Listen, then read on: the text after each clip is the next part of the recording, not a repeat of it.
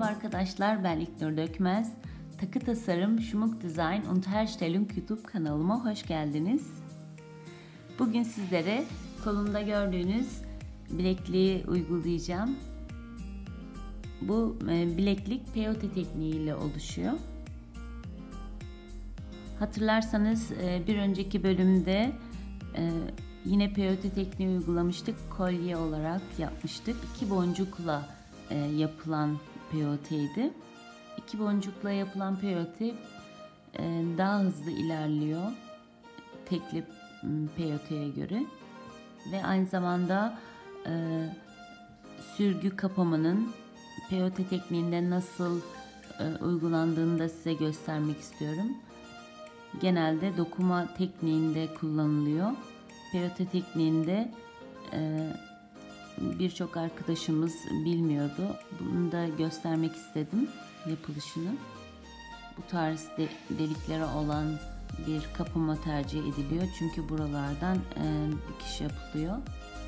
Ama bu sefer dikiş yapmadan buradaki görüyorsunuz oluğu, buradaki sürgünün içine direkt geçirerek yapıştırma yapmadan direkt burayı kapatıp kapamanız oluyor. Daha kolay, daha zahmetsiz, zaman almıyor. Evet, yapımına geçebiliriz bilekliğimizin. Ben size gerekli malzemeleri saymak istiyorum. Sürgü kapama gerekiyor. Bilekliğinizi nasıl, hangi genişlikte yapmak istiyorsanız şöyle de size tarif edebilirim. Mesela bir iğne elimize alalım. Diyelim ki bir bileklik yapmak istedik. O bilekliğin boyunu bu şekilde ölçüp ne kadar yapmak istiyorsak elimizdeki kapamaya göre böyle içine girdirdiğimizde mesela bu şekilde yapıp bir iğne yardımıyla içine girdirip iğneyi içine böyle bu şekilde girdiriyoruz. Biraz kayıyor.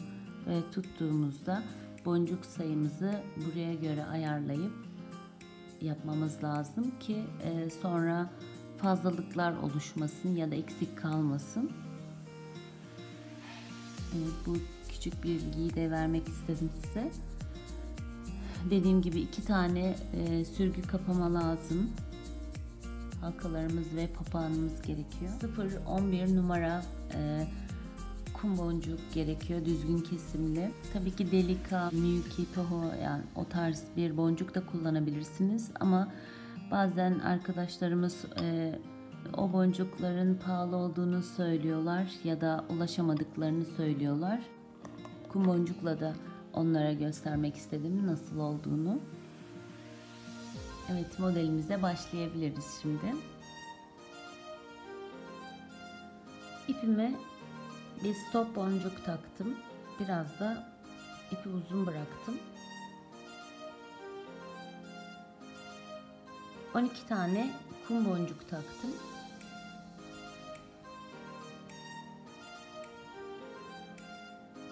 Sonra sonuna kadar getiriyoruz. 2 tane boncuk alıyorum.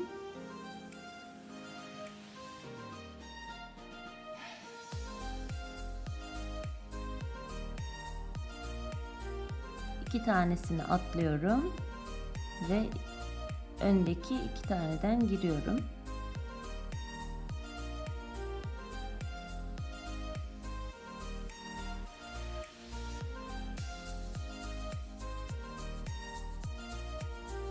İki tane kum boncuk alıyorum.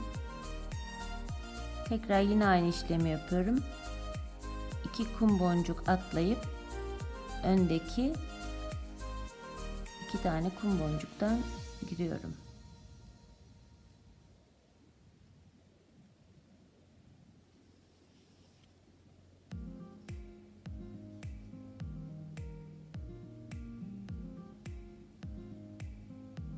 İki tane kum boncuk aldım. 2 tane boncuğu atladım.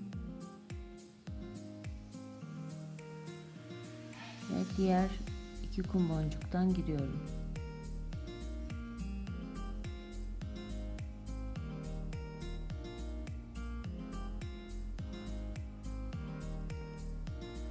şekilde oldu. Şimdi tekrar 2 kum boncuk alıyorum.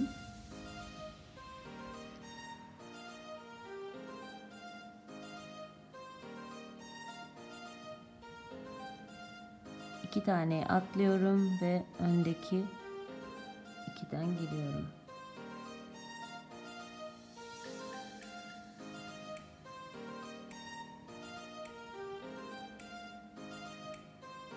İki tane kum boncuk aldım. 2 tane atladım ve 2 taneden giriyorum.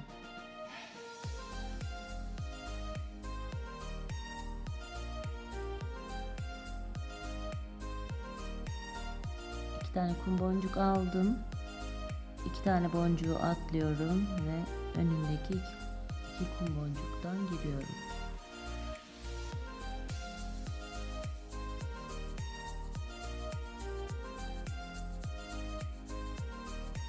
İşlemimiz bu şekilde oldu.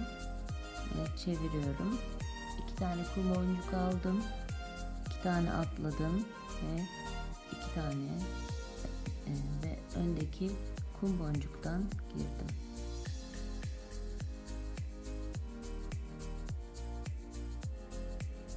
Tekrar 2 kum boncuk aldım. 2 tane boncuk atladım ve diğer öndeki 2 kum boncuktan girdim.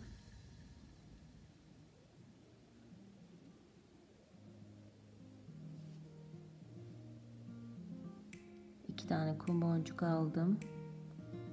2 tane atladım ve öndeki atladığım boncuğun önündeki boncuklardan 2 tanesinden geçtim. Ve işlemimiz bu şekilde. Bileğimizin ölçüsüne gelene kadar bunu devam ediyoruz. İstediğimiz uzunluğa gelene kadar.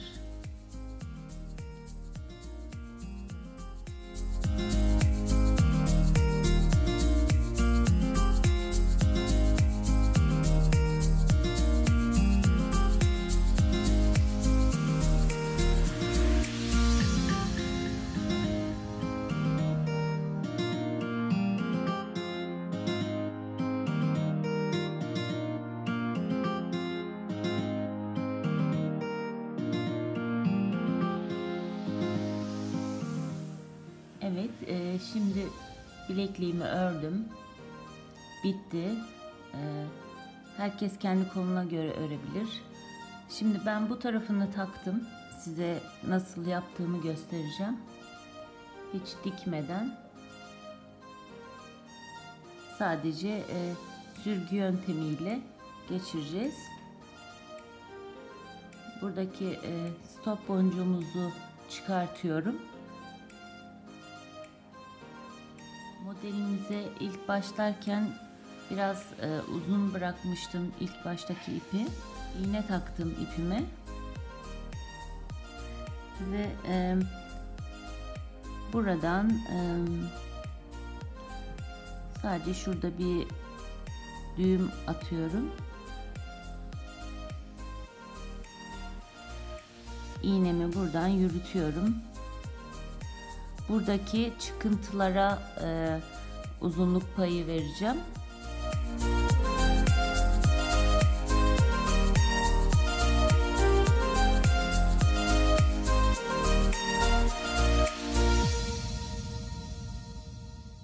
İpimizi geçtik ve bir tane kum boncuk aldım. Elde dokuma yöntemiyle buraları yapacağız. Bu şekilde.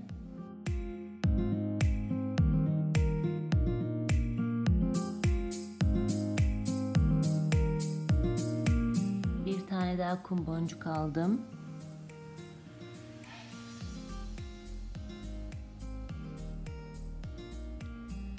Ve bu şekilde geçiyorum.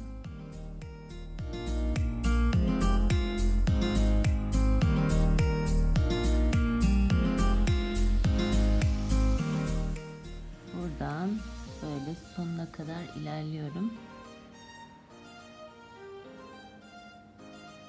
Bir kez daha geçmek istiyorum sağlam olsun diye.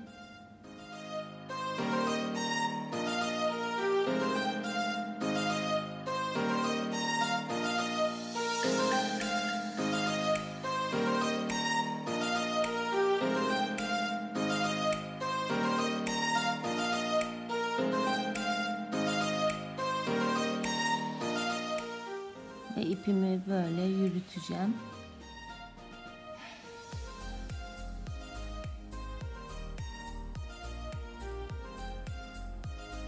Buradan yine diğer çıkıntılı olan tarafa geliyorum.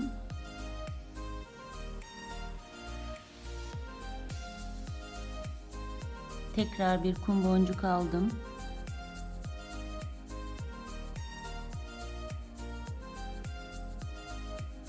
Elde dokumamızı yapıyoruz burada da. Bir tane daha kum boncuk aldım.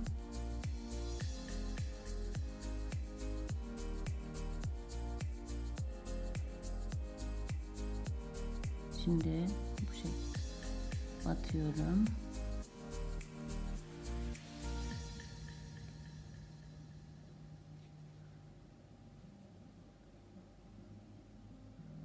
Bir kez daha ipi dolaştırıyorum sağlam olması için.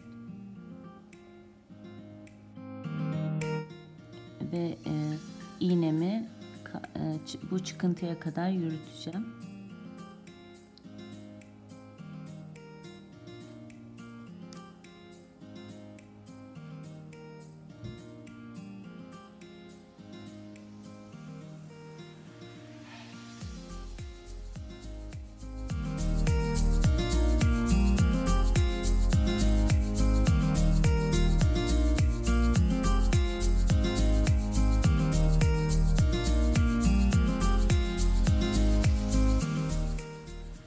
Bir tane kum boncuk alıyorum.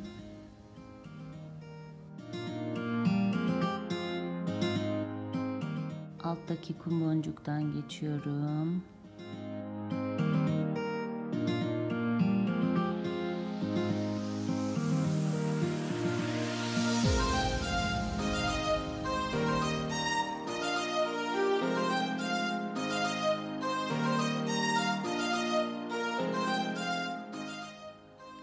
Bir tane daha kum boncuk aldım.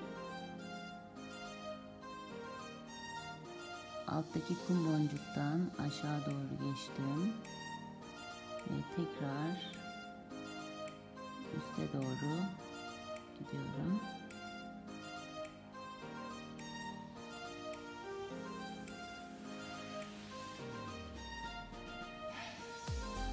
Evet. Düğümü de atalım. Her ihtimale karşı.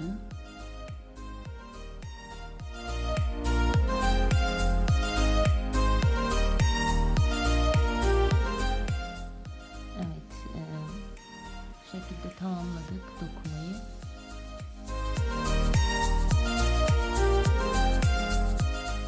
Böyle aradan geçireceğim. Sürgü kapamanın burada bir oluğu var.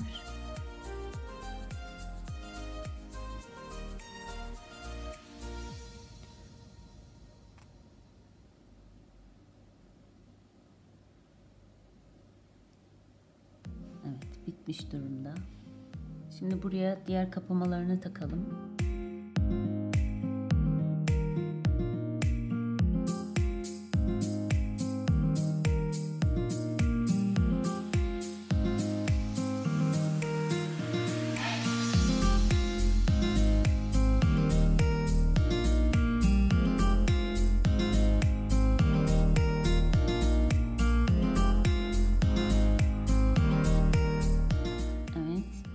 Gayet muntazam oldu. Peyote tekniğinde kapama takabilmek biraz daha uğraştırıyor. Dikmek gerekiyor ya da bu tarz bir delikli kapama yapmamız lazım. Sürgü kapamayı genelde elde dokuma ya da tezgahta dokuma tekniğinde kullanılıyor. Ama peyote tekniğinde nasıl kullanılır bunu da gösterdik ve kolay bir yöntem. Aslında çok basit bir yöntemle peyotede de kullanılabiliyor. Gayet güzel, şık oldu. Bir önceki videoda da size çift boncuklaydı ve gayet hızlı ilerliyordu kolye. Spiral bir kolye oluyordu. Tavsiye ederim denemenizi.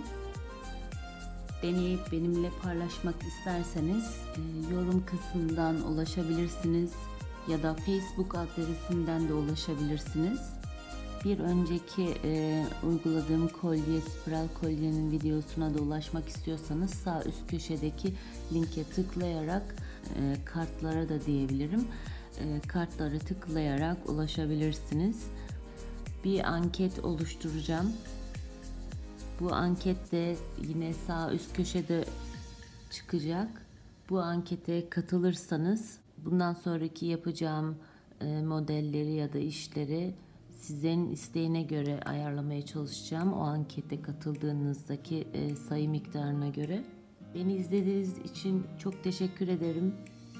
Abone olmayı unutmayın. Aynı zamanda paylaşıp beğenebilirsiniz.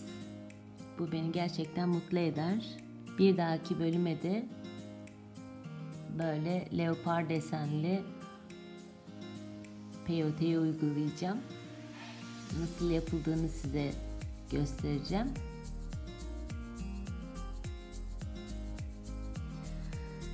Bir dahaki bölümde görüşmek üzere diyelim. Sevgiyle, sağlıcakla kalın. Hoşça kalın.